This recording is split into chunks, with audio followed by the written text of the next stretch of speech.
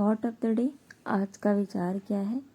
आज का विचार है, कितने चालाक हैं कुछ मेरे अपने भी, तोहफा में घड़ी तो दिए मगर कभी वक्त नहीं दिया। ठीक है, तो आप अपनी फैमिली को, आप अपने रिलेटिव्स को घड़ी मत दीजिए, ठीक है, उन्हें वक्त दीजिए, क्योंकि रिश्ते जो है ना वो वक्त से ही टिकते हैं, वक्त से ही सींचे जाते हैं और वक्त से ही वो आगे बढ़ते हैं। तो इसी कामना के साथ आज के दिन, क्योंकि आज का दिन कुछ खास है, क्या है खास? आज है हैप्पी बसंत पंचमी। तो आप सबको मेरी तरफ से हैप्पी बसंत पंचमी यानी हैप्पी सरस्वती पूजा। गुड मॉर्निंग एस्पिरेंट, स्वागत है आपका फोकस ऑन एजुकेशन में। मैं एजुकेटर आप सबके लिए इंपॉर्टेंट फैक्ट्स लेकर आई हूँ जो कि आपके कॉम्पिटिटिव एग्जाम में हेल्प करेगा। क्या कुछ ही खास चीज़ें नज़र डालते हैं। दिन की शुरुआत इसी प्यारे से थॉट के साथ करते हैं। आज 16 फरवरी 2021 या फर्स्ट पॉइंट क्या है? Vinda करदिकर life time achievement award से किन्हें सम्मानित किया गया है? तो किन्हें अभी सम्मानित किया गया इस अवार्ड से? तो रंगनाथ पाठारे हैं जो जिनको कि इससे सम्मानित किया गया। तो इस तरीके के अचीवमेंट जो होते हैं वो याद रखिएगा, इसका नाम याद रखिएगा, किसे सम्मानित किया गया है? तो रंगनाथ पठारे जी हैं। नेक्स्ट पॉइंट क्या है वो देखिए, ये है 12वीं फाजा अंतर्राष्ट्रीय विश्व पैरा एथलेटिक्स ग्रांड प्रिक्स के पहले दिन किस भारतीय ने स्वर्ण पदक जीता है? तो हमने पहली बार क्या किया है? आपसे क्वेश्चन इसमें कई तरीके से बन सकता है। पहला क्वेश्चन बन सकता है कि अंतर्राष्ट्रीय विश्व पैरा एथलेटिक ग्रांड प्रिक्स कहाँ आयोजित हो रहा है? तो ये कहाँ हो जा रहा है? फाजा में हो रहा है। दूसरा क्वेश्चन पूछ सकता है कि अंतर्राष्ट्रीय विश्व पैरा एथलेटिक ग्रांड प्रिक्स जो है उसका कौन सा एडिशन है? तो ये 12वें नंबर का एडिशन है। और अभी कोई इंडियन है जिन्होंने क्या क्या गोल्ड मेडल जीता है इसमें, वो कौन है? वो है निमिषा सुरेश। तो इनका नाम याद रखिएगा, निमिषा सुरेश से इम्पोर्टेंट बन जाता है। ठीक है, चलिए नेक्स्ट पॉइंट को देखिए, वो क्या है? ये अभी आप न्यूज़ में काफ़ी सुन रहे होंगे, दिव्य दृष्टि 2021 सुर्खियों में रहा है। तो यह क्या है दिव्य दृष्टि? यह भारतीय सेना की राष्ट्रीय सेमिनार एवं सह वेबिनार है। मतलब एक तरीके की सेमिनार है, किसकी है ये? राष्ट्रीय सेना की, यानी राष्ट्र कह रहे हैं, भारतीय सेना की ये राष्ट्रीय सेमिनार है, इम्पोर्टेंट है। ठीक है, अगर जब आपको सेमिनार वर्ड आया तो आपको क्या याद आया होगा? एरो इंडिया शो हुआ था। तो एरो इंडिया जो शो हुआ वो कहाँ पर हुआ है? तो ये याद रखिएगा, ये हुआ है बेंगलुरु के अंदर किया गया है। ठीक है, कहाँ पे किया गया? बेंगलुरु के अंदर किया गया है। नेक्स्ट अब ये पॉइंट होगा क्योंकि जो भारतीय सेना है BSF के द्वारा सर्द ऑपरेशन चलाया जा रहा है, सर्द हवा नाम का एक ऑपरेशन चलाया जा रहा है। तो वो कहाँ चलाया जा रहा है? वो राजस्थान में चलाया जा रहा है। राजस्थान में भी कहाँ? तो राजस्थान के जोधपुर में ये चलाया जा रहा है। नेक्स्ट पॉइंट क्या? अभी एक आप वर्ड मिला होगा, क्या नाम है? गरबेरा। तो गरबेरा क्या है? तो गरबेरा जो है ये एक टाइप का फूल है। और कैसा फूल है ये? गेंदे का फूल है। गेंदे की ये प्रजाति है। तो याद रखिएगा, गेंदे की प्रजाति का नाम है गरबेरा। ठीक है, नई प्रजाति खोजी गई है। नेक्स्ट पॉइंट क्या है ये देखिए, इंटरनेशनल क्रिमिनल कोर्ट जिसे कि हम ICC के नाम से जानते हैं का नया अभियुक्ता यानी प्रोसिक्यूटर जो होता है वह करीम खान को चुना गया है। तो इम्पोर्टेंट है, नॉर्मली पूछेगा आपसे कि करीम खान जो है वो ICC में अभियुक्ता चुने गए हैं। तो याद रखिएगा, इस तरह के 2-3 क्वेश्चन बन सकता है कि ICC के नए अभियुक्ता कौन है। ठीक है, तो करीम खान है। या करीम खान कहाँ से बिलोंग करते हैं? तो ये ब्रिटेन से बिलोंग करते हैं। और इनका कार्यकाल कितना होगा? तो 9 साल का होगा। अगर आपसे पूछे कि ICC ये क्रिकेट वाला नहीं है, ये क्या? International criminal court. इसका हेडक्वार्टर कहाँ है? तो नीदरलैंड के द हेग में इसका हेडक्वार्टर है। तो कई बार ये जो हेडक्वार्टर है ना द हेग, ये कई बार पूछता है ICC का। अगर क्रिकेट वाला पूछेगा इंटरनेशनल क्रिकेट काउंसिल का, तो उसका कहाँ हो जाएगा? UAE के दुबई में है। ठीक है, याद रखिएगा ये पॉइंट। अब ब्रिटेन से पॉइंट जो याद रखना है, यहाँ के PM कौन है? तो बोरिस जॉनसन जी हैं। ठीक है, ये पॉइंट याद रखिएगा। नेक्स्ट जो पॉइंट याद रखना है कि अभी यहाँ पे G7 की सबमिट होने वाली है, मीटिंग होने वाली है। और इस मीटिंग में जो नरेंद्र मोदी जी हैं उन्हें को इनवाइट किया गया है। अभी तो हमने वैसे बोरिस जॉनसन जी को भी इनवाइट किया था, बट कुछ प्रॉब्लम की वजह से वो नहीं आ पाया था। तो ये पॉइंट याद रखिएगा। इसका हेडक्वार्टर, अभी इसके जो अभी योक्ता है वो कौन है, करीम खान, नाम याद रखिएगा। और कहाँ से बिलोंग करते हैं, इनके कितने कार्यकाल होते हैं, और इसका हेडक्वार्टर कहाँ है। नेक्स्ट पॉइंट क्या है देखिए, किस राज्य में जनजातीय को मनरेगा में 200 दिनों का काम करने का फैसला किया है। तो इम्पोर्टेंट है ये, इस तरीके का अगर क्वेश्चन होता है तो आपके एग्जाम में पूछा जाता है, क्योंकि ये जनजातियों से रिलेटेड है।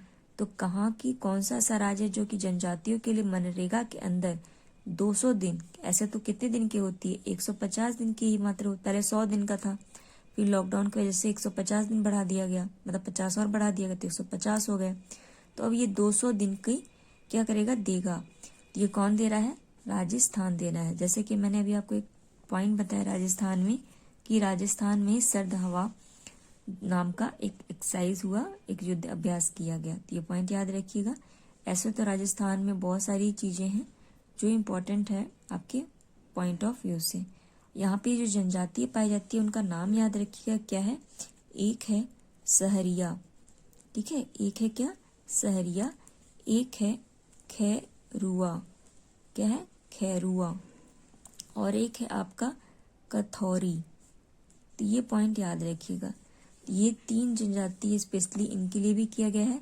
अगर आपसे पूछे जनजातियों का म्यूजियम कहाँ लगाया जा रहा है, तो वो छत्तीसगढ़ में लगाया जा रहा है। इस पॉइंट से ये याद रखिएगा। और ऐसे तो मनरेगा को आपको पता है, अगर पूछा जाए मनरेगा में सबसे अच्छा जो परफॉर्मेंस हुआ था वो किसने किया था, तो याद रखिएगा ये यूपी के द्वारा सबसे अच्छा परफॉर्मेंस किया गया था मनरेगा में, ठीक है।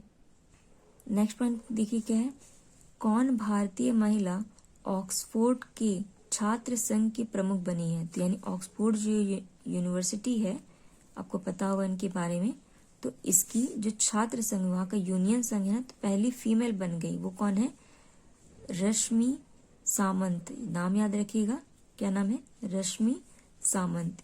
क्यों, क्योंकि अब भाई ऑक्सफोर्ड यूनिवर्सिटी में है, और भाई छात्र संघ की नेता वो भी फीमेल, ठीक है, भारतीय भी है, तो इसलिए इसका नाम जो है वो इम्पोर्टेंट हो जाता है।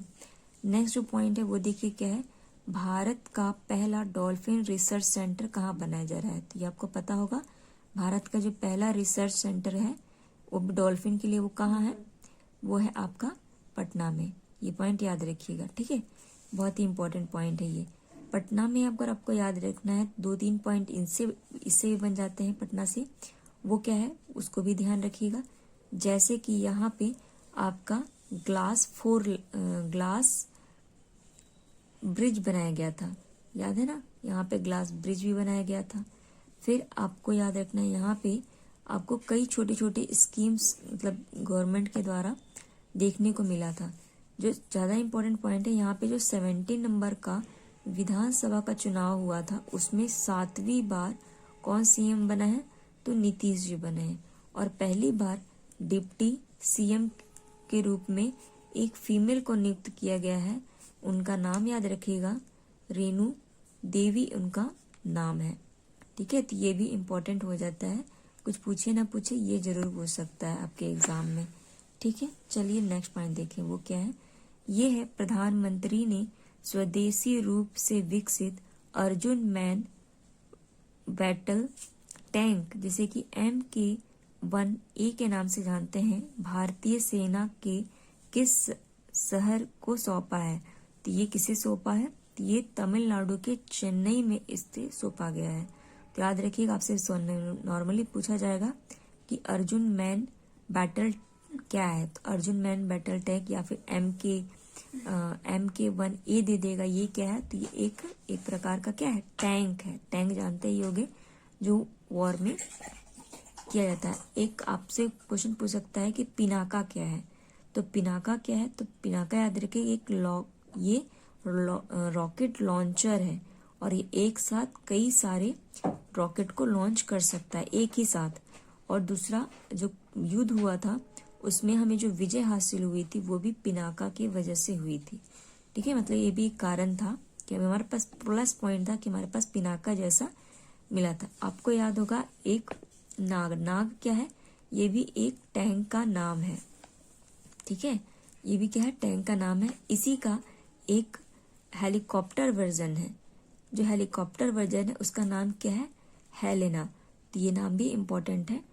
नाग का ही हेलीकॉप्टर वर्जन जो है उसका नाम क्या है, हेलेना। ये पॉइंट इम्पोर्टेंट बन जाता है, इससे आपके एग्जाम में पूछा जा सकता है। बाकी तो जो DRDO जैसे पृथ्वी, अग्नि, इन सारी की जो मिसाइल्स होती हैं उसको टेस्ट करता है तो वो तो पूछे ही जाते हैं।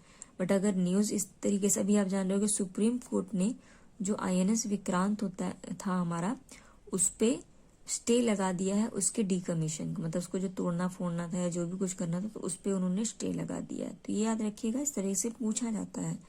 नेक्स्ट पॉइंट क्या देखिए, भारत सरकार ने जम्मू कश्मीर घाटी में सभी विस्थापित कश्मीरी पंडितों को एक वर्ष तक एक वर्ष के अंदर होना चाहिए, बसाने का फैसला किया है। तो किस वर्ष तक, तब तो सही है, किस वर्ष तक बसाने का फैसला किया है, तो 2022 तक यहाँ पे इन्हें बसाना है। किसमें, कश्मीरी पंडित को। ठीक है, याद रखिएगा ये पॉइंट। अगर आपसे पूछता है कश्मीरी, जो कश्मीर है आपका, ठीक है, उसकी 2 कैपिटल है, एक क्या है, एक है श्रीनगर, एक है जम्मू। ठीक है, और जो श्रीनगर है, ठीक है, जो समर कैपिटल है इसकी, ठीक है, श्रीनगर, वो क्या है, वो समर है, एस से श्रीनगर, एस से समर। फिर कश्मीर जो है वो क्या है, विंटर कैपिटल है। ठीक है, यहाँ पे जो 2nd नंबर के लेफ्टिनेंट गवर्नर बने वो क्या, RK माथुर जी हैं। ठीक है, JK जो मुर्मू जी थे वो अब कहाँ चले गए हैं, वो आपके CVC बन गए हैं। तो ये पॉइंट इनसे याद रखिएगा। ठीक है, पूछे जाते हैं। और हाँ, एक और पॉइंट याद आ गया मुझे कि कश्मीर में एक यूनिवर्सिटी है जिसे कि अभी सबसे अच्छी यूनिवर्सिटी के रूप में शामिल किया गया है, सबसे अच्छा परफॉर्मेंस देने के लिए। उसका नाम मुझे इस समय याद नहीं आ रहा, बट हाँ ऐसा कुछ हुआ है, ये न्यूज़ मैंने पढ़ाया था, कवर किया था। ऐसे तो बहुत सारी दूसरी स्कीम्स भी लॉन्च की गई हैं। कहाँ पे, आपकी जैसे रोशनी एक्ट लॉन्च किया गया था जो कि प्रॉपर्टी से संबंधित था। ठीक है, तो याद रखिएगा इसे। नेक्स्ट पॉइंट क्या है देखिए, अल्पसंख्यक मामलों के मंत्रालय किस स्थान पर 26 नंबर का हुनर हाट का आयोजन किया जा रहा है। तो ये कहाँ पे किया जा रहा है, नई दिल्ली में। ये मैं तो राइटिंग में मच जाएगा क्योंकि मैं मुझे नींद आ गई थी, मैं सो गई थी, इस वजह से थोड़ा सा मिस्टेक मिल जाएगा आपको। ठीक है, इसके लिए थोड़ा सा आप कर ही सकते हो, इतना तो हमारे लिए। चलिए ठीक है, तो ये कहाँ पे किया जा रहा है, अल्पसंख्यक के लिए आपको नई दिल्ली में किया जा रहा है। कौन से नंबर का हुनर हाट है, तो 26 नंबर का हुनर हाट है। थीम इंपॉर्टेंट है इसकी, क्या है, वोकल फॉर लोकल। और कब से कब तक ये किया जाएगा, तो 20 तारीख से 1 मार्च तक इसका सेलिब्रेशन किया जाएगा। इसी तरीके से हमने आप यूपी में भी देखे थे एक इस तरह का जो मेला कोई लगाया गया था। तो इस तरह के मेले जो हैं वो इम्पोर्टेंट हो जाते हैं। और अगर आपसे पूछे अल्पसंख्यक जो हैं उनके वो कौन है, तो याद रखिएगा इनके अल्पसंख्यक मामले के मंत्रालय कौन है, आप मुझे कमेंट सेक्शन में बताइएगा क्योंकि ये इंपॉर्टेंट बनते हैं, इस तरह के क्वेश्चंस पूछे जाते हैं। ठीक है, नेक्स्ट पॉइंट क्या है देखिए, केंद्र सरकार के किस मंत्रालय को 18वें CSI यानी कंप्यूटर सोसाइटी ऑफ इंडिया का SIG यानी E-गवर्नेंस अवार्ड 2020 से प्रशंसा पुरस्कार दिया गया है। तो प्रशंसा पुरस्कार दिया गया है किसके द्वारा, ये CSI के द्वारा और SIG यानी स्पेशल इंटरेस्ट गवर्नेंस के द्वारा ये दिया गया है। ये किसे दिया गया है, जनजातीय कार्यालय मंत्रालय द्वारा। और इन्होंने क्या काम किया था, तो ये पहले तो ये मंत्रालय किसके पास है, ये मंत्रालय तो मैं बता दे रही हूँ किसके पास है, अर्जुन मुंडा जी के पास है। ठीक है, जनजातीय मंत्रालय। और आप मुझे बताइएगा कि अल्पसंख्यक मामलों का मंत्रालय किसके पास है। तो ये जो है जनजातीय मंत्रालय, इन्होंने क्या काम किया था, मतलब अर्जुन मुंडा ने इस पे क्या काम किया था कि जनजातीय सशक्तिकरण बदलता भारत नाम का एक पोर्टल लॉन्च किया था, यानी एक अभियान चलाया था इन्होंने। तो इसलिए इन्हें ये अवार्ड दिया गया। और इन्हीं को जो जनजातीय कार्यालय मंत्रालय है, यानी हमारे जनजातीय जो डिपार्टमेंट है, उनको ही एस चौम का भी अवार्ड मिला है। तो ये भी अवार्ड इन्हीं को मिला है। और आपकी SIC यानी आपका स्पेशल इंटरनेट गवर्नेंस की गवर्नेंस का अवार्ड भी किसे मिला है, जनजातीय मंत्रालय। अगर आपसे पूछे जनजातीय मंत्रालय जो है, तो जनजातीय के लिए एक म्यूजियम लगाया जा रहा है, वो कहाँ पे लगाया जा रहा है, मैंने बताया छत्तीसगढ़ में लगाया जा रहा है। यहाँ पे छत्तीसगढ़ में एक नृत्य है जो न्यूज़ में आ गया, इसलिए मैं यहाँ पे आपको कवर कर दे रही हूँ। छत्तीसगढ़ का एक डांस फॉर्म है, इसका नाम क्या है, पिंडवानी नृत्य। क्या है, पिंडवानी नृत्य। ये इम्पोर्टेंट है, पूछा जा सकता है अगर आपका PCS की तैयारी कर रहे हो, ठीक है। और यहाँ के पहले जो CM थे, क्या नाम था उनका, अजीत जोगी जी। ये फर्स्ट CM थे कहाँ के, छत्तीसगढ़ के। तो इनकी भी रिसेंटली डेथ हो गई है, तो याद रखिएगा। और यहाँ छत्तीसगढ़ जो है वो पहला ऐसा राज्य था जिसने क्या किया था, लोक अदालत खोला था। तो ये अभी PCS में जो पेपर हुआ था प्रीवियस वाला, वो पूछा गया था। तो आपसे पूछा जाएगा लोक अदालत कहाँ खोला गया था, तो क्या होगा, छत्तीसगढ़ होगा।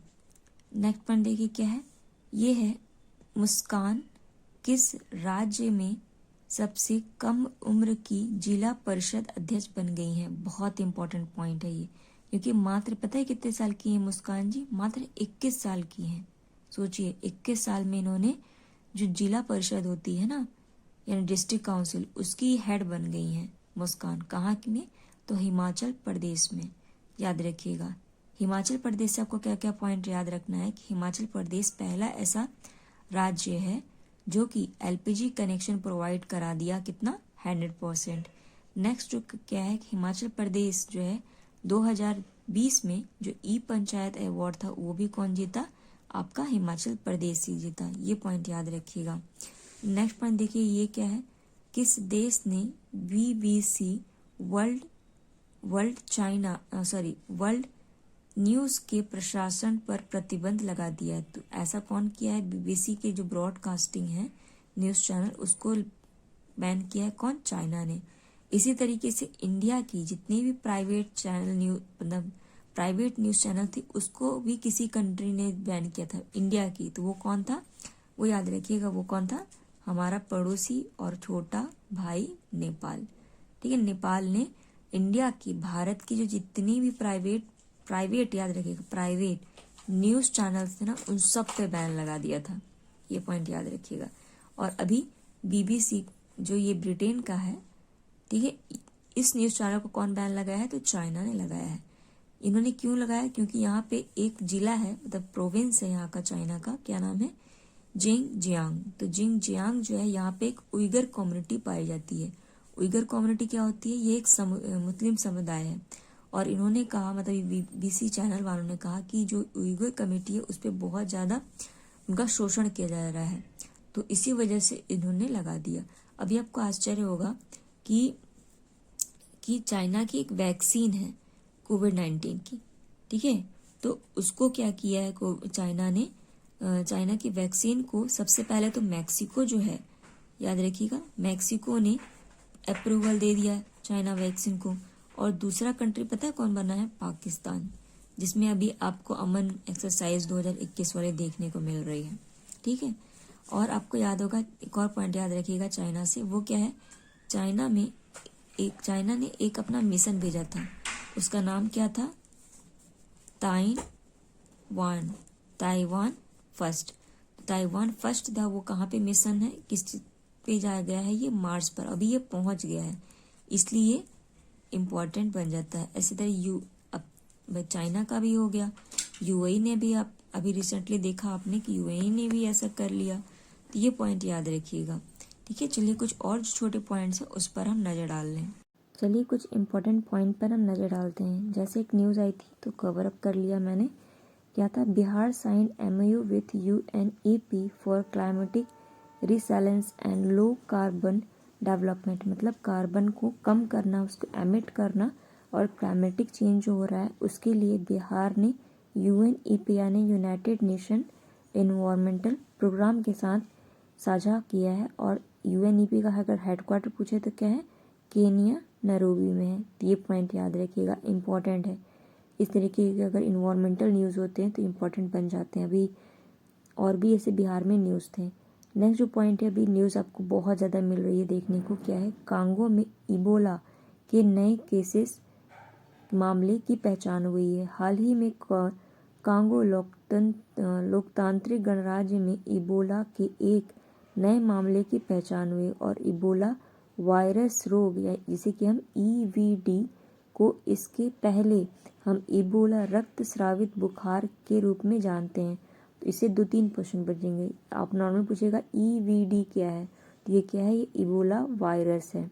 ठीक है, ये पूछेगा। ये न्यूज़ में क्यों रहा, क्योंकि अफ्रीका कंट्री में एक जगह है, एक देश है, उसका नाम क्या है, Guinea declares Ebola pandemic the first death since 2016, यानी 2016 के बाद पहली बार क्या हुआ कि यहाँ पे गिनी में इबोला की वजह से क्या हुआ कि एक व्यक्ति की मौत हो गई है। तो इसलिए इम्पोर्टेंट हो जाता है, क्योंकि आप जानते हो अभी हम कोरोना से उठे ही नहीं है कि इबोला एक नया वायरस, मतलब नया तो नहीं है, फैमिलियर है। और इससे क्या क्या पॉइंट बनता है, ये इस पर हम ध्यान देते हैं। पहला पॉइंट बनेगा इबोला, ये अफ्रीका कॉन्टिनेंट है, देख लीजिए। ठीक है, ग्रीन रंग से है, तो इसका पॉइंट आप लिखते जाइए। ठीक है, वायरस इबोला क्या है, एक वायरस है यानी विषाणु है। और ये इसका नाम जो है वो इबोला एक नदी है कांगो में, उसी के नाम पर पड़ा है। इसे हम फाइलो वायरस के नाम से जानते हैं। जो वायरस है उसका नाम क्या है, फाइलो वायरस। और ये किसको इफेक्ट करता है, तो ये करता है जो हमारी ब्लड होती है ना, ब्लड क्लॉटिंग, उसको इफेक्ट करता है। और अगर नसों में जो हमारे वेसल्स में बह रही होती हैं ब्लड, तो उसको क्लॉट नहीं, अगर कट गया कुछ हो गया तो वो अंदर ही स्रावित हो जाती हैं या फट जाती हैं, जिसकी वजह से हमारी मृत्यु हो सकती है। और याद रखिएगा, इसके लिए इबोला वायरस जो है, इसके लिए वैक्सीन बनाई जा चुकी हैं, यानी है। और इसे हम एक और नाम से जानते हैं, वो क्या है, हेमोरोजिक फीवर। तो याद रखिएगा, हेमोरोजिक फीवर किसे कह रहे हैं, तो इबोला को ही कह रहे हैं। अब आते हैं अफ्रीका कॉन्टिनेंट के बारे में। यहाँ पे 2-3 पॉइंट है, जैसे कि अभी अफ्रीका कॉन्टिनेंट को WHO ने जो वाइल्ड पोलियो होता है ना, उससे फ्री कर दिया था। यहाँ की कंट्री है नाइजीरिया, उसको भी फ्री हो गया। तो अब अफ्रीका जो है वो पूरी तरीके से जो वाइल्ड पोलियो था उससे फ्री हो चुका है।